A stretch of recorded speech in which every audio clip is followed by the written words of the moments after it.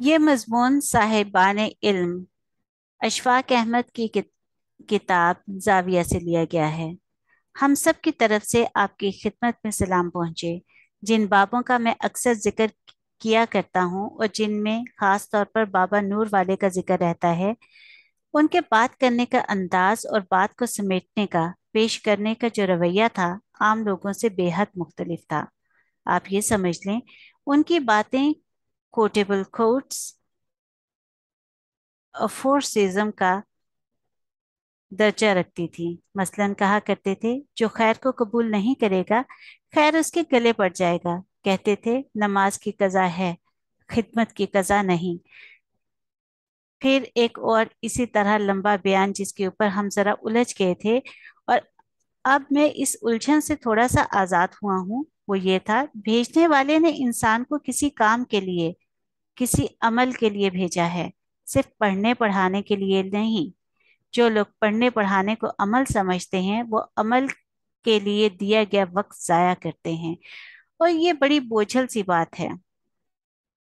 हम लोग जो लिखने लिखाने वाले थे, पढ़ने पढ़ाने वाले थे, उनके लिए गोया ये एक बम शेल था।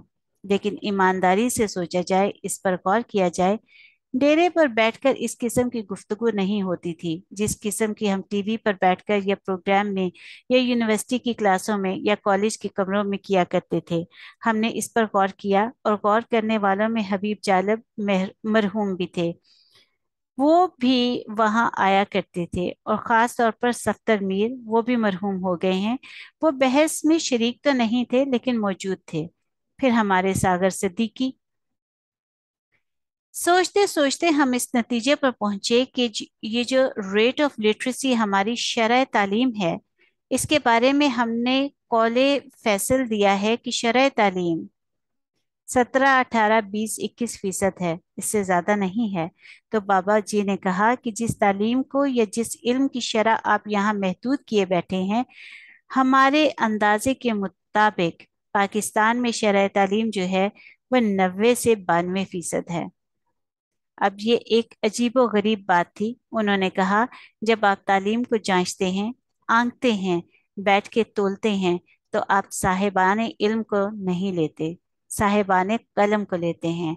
और साहिबाने इल्म में और साहिबाने कलम में आप तखसीस कर देते हैं, हालांकि इनको मिला कर रखना चाहिए। साहिबाने इल्म में वो सारे लोहार, तरखान, वेल्डर, टेक्नीशियन, धोबी, आला दर्जे के दर्जी खास तौर पर शामिल हैं। इसी तरह गाड़ी वाले, सब लोग शामिल हैं, क्योंकि उनके पास अपना एक इल्म इतनी शिद्दत और इतनी मजबूती के साथ कायम है जिसका जिस तरीके का दूसरा इल्म। लेकिन हम लोग सिर्फ अहले कलम को या हर्फ शनास को ही साहिबाने इल्म समझते हैं। ये ज्यादती की बात है। तो वहां से कुछ मुतासिर होकर जब मैं आया, घर पहुंचा, तो अपनी बीवी बानो कुद्सिया से बात की। उन्होंने कहा, ला हौल वला कुव्वत, ये आप कैसी बात करते हैं? साहिबाने इल्म तो हम हैं, क्योंकि हम लिखते हैं, हम राइटर हैं, हम अदीब हैं, हमारी तो किताबें छपती हैं। आप कहते हैं कि एक बढ़ई जो है वो भी ऐसा है। तो वहाँ हमारे एक प्रिंसिपल साहब बैठे थे, जो कि अब भी एक बहुत बड़े कॉलेज के प्रिंसिपल हैं। अशफाक, ये बिल्कुल ज्यादती की बात है। उन्होंने कहा, हम इनको कैसे साहिबाने इल्म कहें? मैंने कहा, आपका क्या शोबा है? उन्होंने कहा, केमिस्ट्री। वो केमिस्ट्री के प्रोफेसर थे। मैंने कहा, देखिए प्रोफेसर साहब, अगर केमिस्ट्री के शोबे के और आपकी लेबोरेटरी के दरवाजे खराब हो जाएं और आप इन्हें तब्दील करना चाहें, तो आप किसको बुलाएंगे? तो उन्होंने कहा, तरखान को बुला लेंगे, बढ़ई को बुला लेंगे, कारपेंटर को बुला लेंगे। और जब वो कारपेंटर आएगा, उसका जायजा लेगा, तो वो कहेगा कि देखिए, ये 3 दरवाजे हैं, आप 2.5 मिक्सर लकड़ी मंगवा लें। अब आपका सारा कॉलेज बता दे कि 2.5 मिक्सर लकड़ी कितनी होती है। वो एक पूरा इल्म है ना इसका। अब जब वो 2.5 मिक्सर लकड़ी कह चुकेगा, तो फिर कहेगा, प्रिंसिपल साहब, चूंकि ये दरवाजे अंदर के हैं और इनको बारिश का फांडा योरिश नहीं होगी, और जब हम यहाँ दीवार लगाने के बजाय पतर तेल इस्तेमाल करेंगे, तो बेहतर है कि आप 2.5 मिक्सर लकड़ी बटर तल मंगवा लें। और जब आपका अकाउंट ऑफिसर जाने लगे तो फिर वो कहेगा ये पूरे 6 फुटे दरवाजे नहीं हैं, 6.5 फुट हैं। इसलिए आप शहतीरी ना लें, फाड़ा ले लें। और ये कुछ टर्म्स हैं, पूरे का पूरा इल्म है। वो आपको देखते देखते इन चौखटों के ऊपर दरवाजे चढ़ा देगा। तो वो साहिब इल्म है या नहीं? कहने लगे, हम तो साहिब इल्म ना कहेंगे, लेकिन हम उसे अपने फन का माहिर कहेंगे। वैसे आप भी अपने फन के माहिर हैं, वो भी है। आप इसे तस्लीम कर लें। लेकिन उनके लिए ये तस्लीम करना बहुत मुश्किल था। फिर थोड़े दिन हुए, मैं ये बोझ लेकर, ये बहुत बड़ा बोझ है, मैं आपकी खिदमत में अर्ज करता हूँ। एक यहाँ पर हमारी महफिल थी। एक होटल में तो हकीम सईद मरहूम किया करते थे। वहाँ बड़े दानिशमंद लोग इकट्ठे होते थे। वहाँ मैंने कहा, ये एक मसला है, आप इसको तस्लीम करते हैं कि आपके पास इल्म है? तो वहाँ एक जज साहब रिटायर्ड थे, कहने लगे, अशफाक साहब, आप खुदा का खौफ करें। आप ये कह रहे हैं कि एक मेमार, मिस्त्री, राज, का काम करने वाला साहिब इल्म है? मैंने कहा, जनाब, मैं उनको साहिब इल्म नहीं कहता। मैं उनको आपके और अपने बराबर समझता हूँ। वो इतनी तालीम का मालिक है जितने हम हैं। कहने लगे, खुदा का खौफ करें। बड़े परेशान हुए, कहने लगे, आप ये किस तरह कह सकते हैं? वो कैसे इस दर्जे में आ सकते हैं? मैंने कहा, देखिए जज साहब, पाकिस्तान जितनी भी हाई कोर्ट्स हैं, उनके नीचे बैठने वाले जज जिन छतों के नीचे बैठते हैं वो इन अनपढ़ मिस्त्रियों ने बनाई हैं। और आप अपने फैसले लिखते हैं, आप उनको कहाँ प्लेस करेंगे? खुदा का खौफ करें। कहने लगे, चलिए ये बात तो ठीक है, लेकिन ये बड़ा मुश्किल है, इसको इस हद तक बर्दाश्त करना। फिर उन्होंने कहा, देखिए मैं आपको ये रियायत देता हूँ। प्रोफेसर कहने लगे, आप इनको स्किल्ड लेबर कह लें। मैंने कहा, आप इन्हें टेक्नीशियन कहें।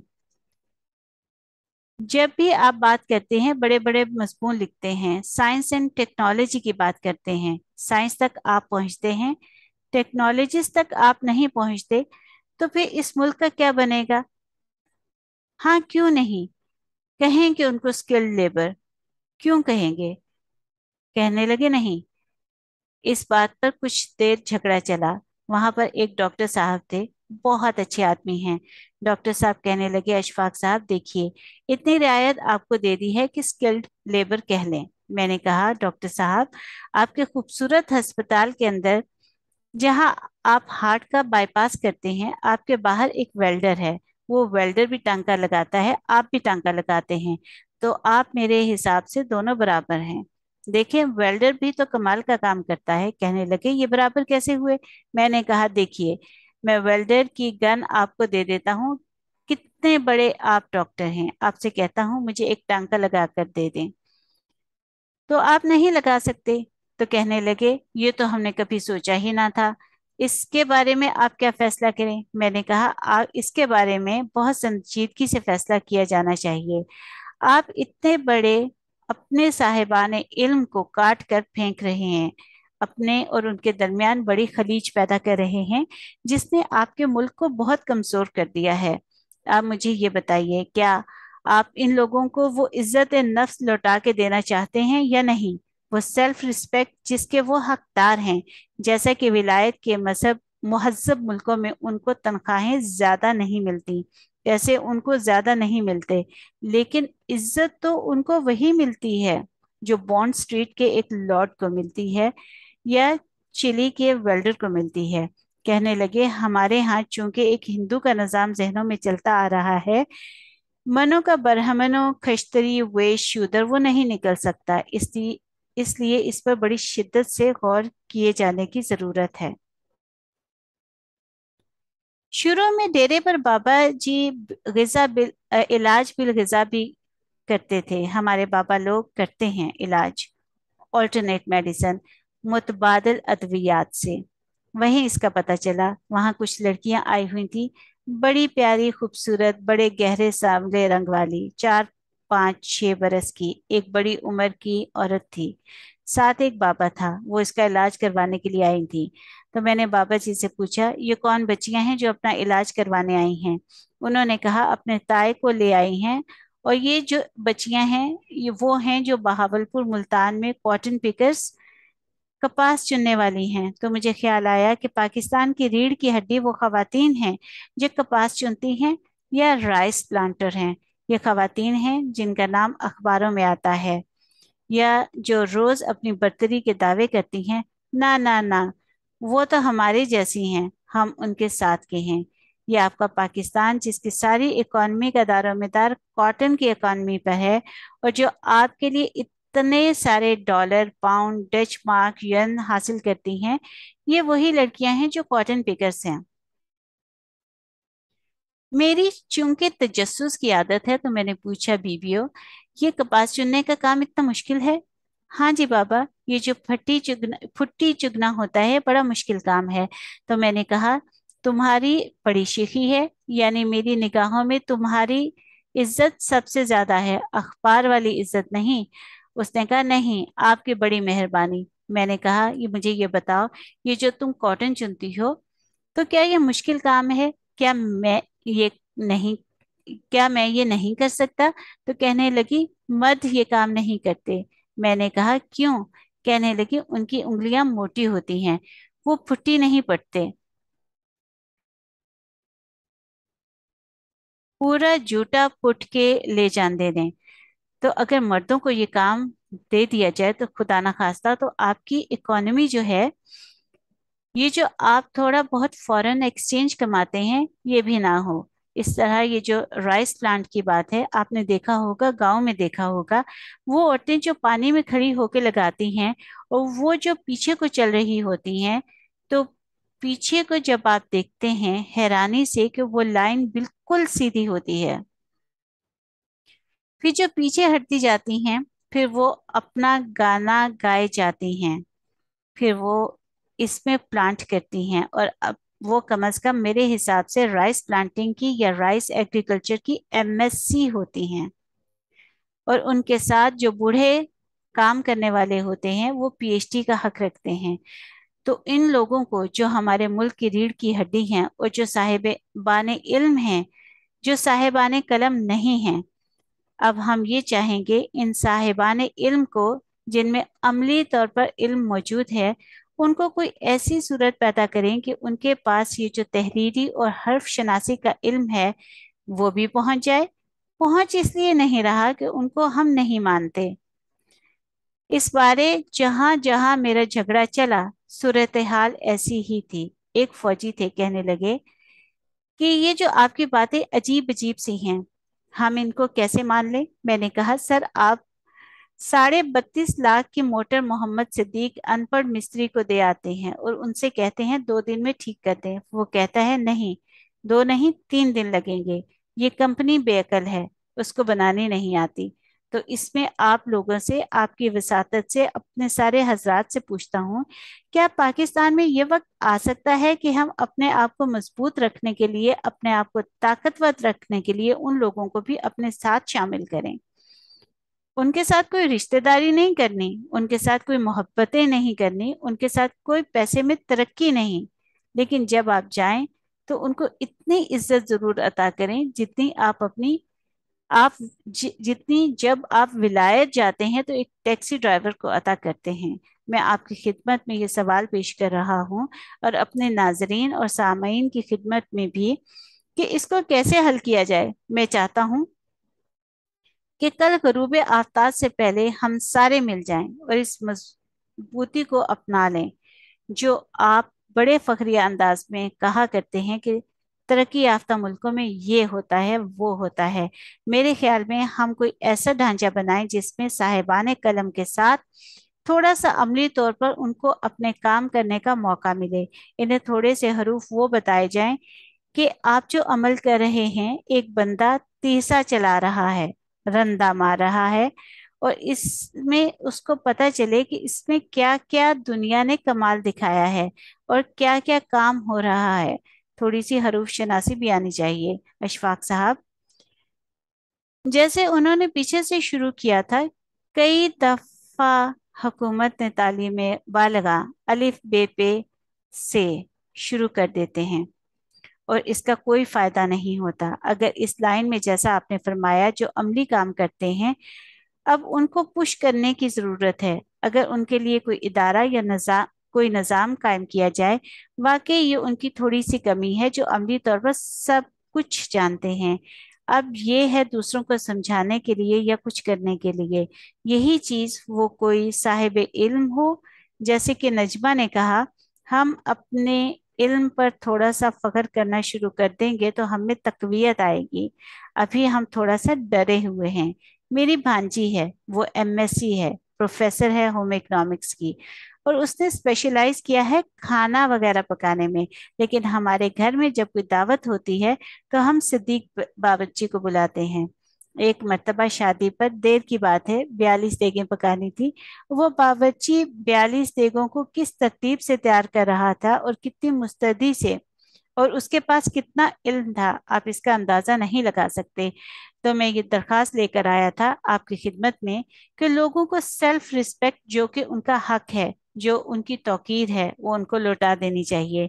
बहुत ज़रूरी है, वरना फिर हम उसी गलत फहमी और कोताही में मुब्तला रहेंगे जिसमें अब हैं।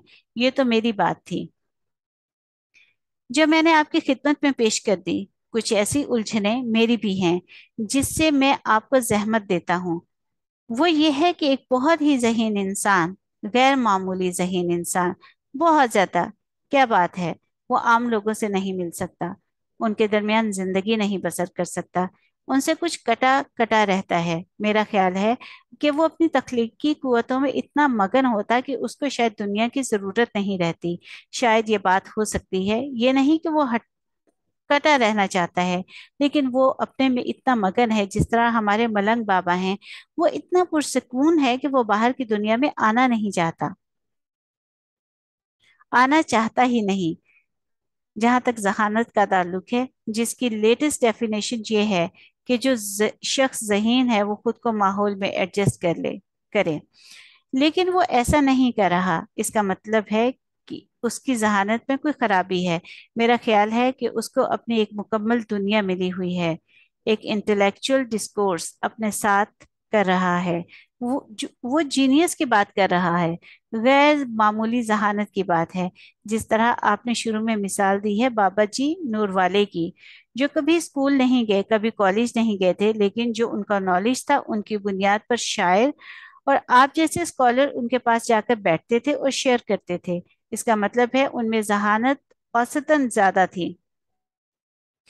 वो आप लोगों को मुतासिर करते थे और वो पूरी तरह लोगों के अंदर घुले मिले भी रहते थे। जो उन्होंने पूरी तरह एडजस्ट भी किया खुद को, अपने आप को।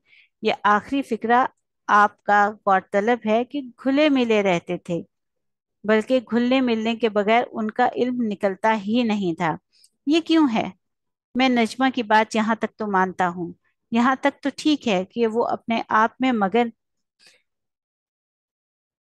अपने आप में, अपने काम में, अपनी लगन में ऐसा मसरूफ होता है कि अपना राब्ता कायम नहीं रख सकता। लेकिन अगर वो मलंग बाबा है तो फिर वो इरिटेंट क्यों होता है? मलंग बाबा इरिटेंट नहीं होता। मैं आपसे सवाल यूं नहीं कर रहा कि आप इसका जवाब यूं दें। यहाँ तक तो बात ठीक है, लेकिन ये लोगों से मेल मुलाकात करने में, लोगों के साथ घुलने मिलने में वो इतना क्यों पाबंद होता है? अपनी जात के अंदर वो आगे नहीं चल सकता। अगर वो मिले तो बहुत कुछ फायदा पा सकता है, उसकी जात को भी, मुआशरे को भी। ये जिंदगी की छोटी छोटी पेचीदगियां हैं जो कि इंसान के साथ साथ चलती रहती हैं, लेकिन उन पर गौर किया जाना बहुत ज़रूरी है। मैंने ये देखा है कि डेरों में, तकियों पर, जावियों, हर ऐसी बातों का बड़ा पालन होता है और इन पर गौर किया जाता है और आपस में मिल के बात की जाती है। और हमारे बाबे जो हैं, मैं आखिरी बात अर्ज कर दूं, उनमें जो बिल्कुल सही बाबे हैं वो इल्म को सिर्फ दो हिस्सों में तकसीम करते हैं। एक वो डेरे को मानते हैं, यहाँ इल्म मिलता है, या फिर वो साइंस लेबोरेटरी को मानते हैं, जहाँ साइंसदान खड़ा होकर काम करता है, जहाँ डाइसेक्टिंग टेबल है, जहाँ पर काम हो रहा है।